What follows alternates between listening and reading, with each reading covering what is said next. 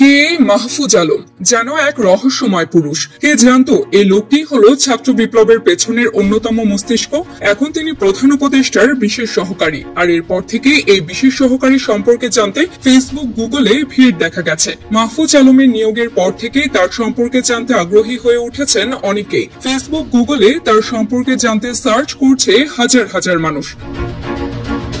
মাহফুজ আলম লিখে সার্চ দিলেন, পাতায় ভেসে উঠছে তার নিয়োগের খবর। 28 আগস্ট রাতে মাহফুজ আলমকে নিয়োগ দিয়ে জারি করা প্রজ্ঞাপনে বলা হয়, মাহফুজ আলমকে অন্যান্য প্রতিষ্ঠান ও সংগঠনের সঙ্গে কর্ম সম্পর্ক পরিত্যাগের শর্তে প্রধান উপদেষ্টার বিশেষ সহকারী পদে চুক্তিভিত্তিক নিয়োগ দেওয়া হয়েছে। এরপর থেকে সবাই মাহফুজের সম্পর্কে জানতে গুগল, ফেসবুকের সহায়তা নিচ্ছেন।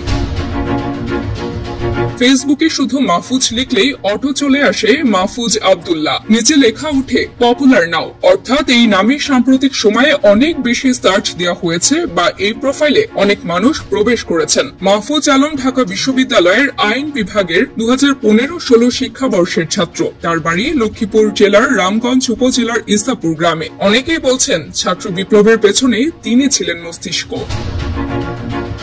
মাহফুজ আলমের ফেসবুক অ্যাকাউন্ট ঘেটে দেখা যায় তার জন্মদিন 31 জানুয়ারি। লেখালেখির অভ্যাসও রয়েছে মাহফুজের। ঢাকা বিশ্ববিদ্যালয় প্রতিষ্ঠা ও সমকালীন জনমত নামের 2 খণ্ডের বইও প্রকাশিত হয়েছে তার নামে। প্রধান উপদেষ্টার প্রেস সচিব শফিকুল আলম তার ফেসবুক অ্যাকাউন্টে এক পোস্টে মাহফুজ আলম সম্পর্কে লিখেছেন, ছাত্র বিপ্লবের পেছনের মস্তিষ্ক ছিলেন মাহফুজ। মাহফুজ ব্রিটিশ ভারত বিভাজনের পর থেকে আমাদের সমস্ত রাজনৈতিক দল এবং রাজনৈতিক বসতি সম্পর্কে জানেন। দেশের সব রাজনৈতিক নেতার মানসিক তিনি জানেন।